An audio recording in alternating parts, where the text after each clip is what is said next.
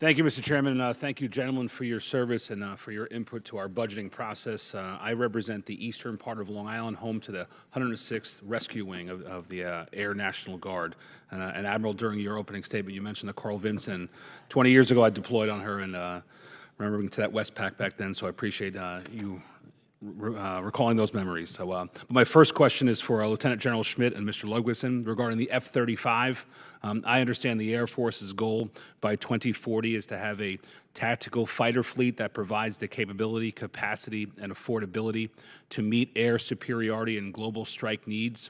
And on the way to 2040, the Air Force plans to right-size current aircraft inventories and invest in future capabilities, such as next-generation air dominance, family of systems, which includes the F-35 modernization, of Technical Refresh 3, and Block 4 software capability. The GAO has reported on the F-35 Block 4 software quality issues, some of which are not discovered until the software is delivered to the fleet. So to General Schmidt and Mr. Ludwigson, what progress, if any, has been made to improve the quality of Block 4 software development and to ensure the government is getting a quality product? Sir, thank you very much. So I would say generally, sir, we have knocked down the numbers of deficiencies out there in the field year after year. As we've added capabilities, the number of overall deficiencies are lower. By the way, I also was on the USS Carl Vinson just last week and had an awesome opportunity to hang out with with all the pilots and maintainers and everything that makes F-35s work on that ship. It was absolutely incredible.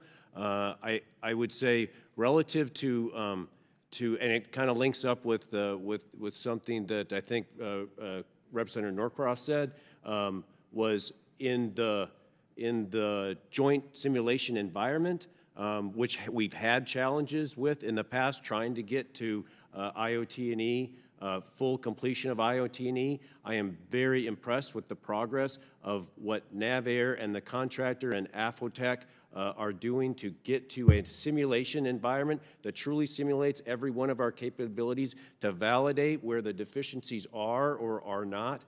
It is absolutely incredible the progress they've made over the last 5 months. I asked them, I said, I need to put a line in the sand in December to get to milestone C. That means we have to do runs for score. DOT&E has been very supportive of this and as part of the process.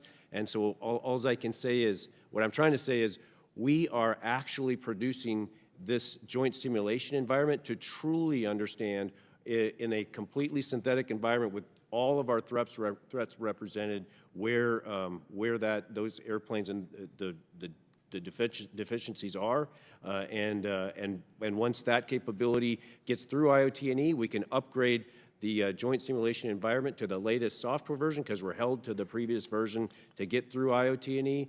So that will be a remarkable tool for proving out all of our deficiencies or lack thereof in a simulated environment, which will be much more efficient than we do it today. Thanks. We appreciate you keeping a watchful eye on that. Did you want to add to that, Mr. Ludwigson? Yes, sir.